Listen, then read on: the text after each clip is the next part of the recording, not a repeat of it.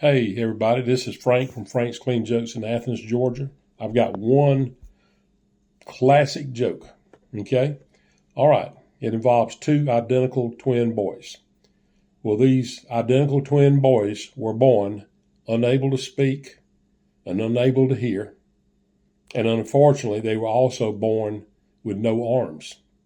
Their mother had left them at the hospital because she could not take care of them. She knew that whoever adopted them could take better care of them than she could.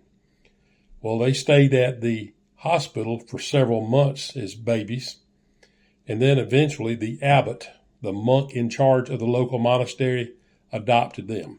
So they grew up in the monastery, and as they grew older, they were given some responsibilities. One of them would run errands for the monastery, and the other one was given the job of ringing the monastery bell.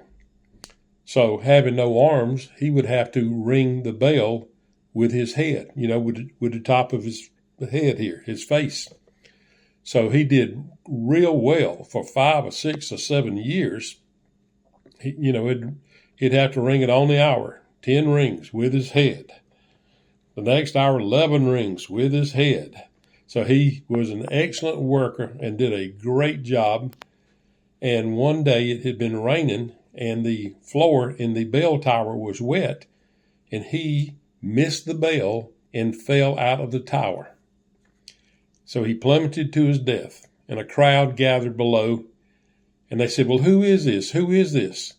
And finally one woman says, "I don't know him, but his face rings a bell."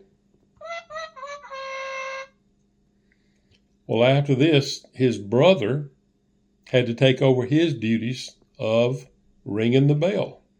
And he also had no arms, and he got fairly good at ringing the bell with his face, with the top of his head, but he liked to drink. So eventually, when he'd had too much to drink one day, he too missed the bell, and he fell out of the tower and plummeted to his death on the ground below.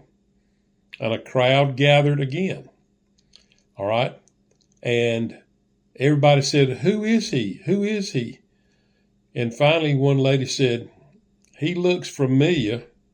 I don't know his name, but he's a dead ringer for the one that fell last month."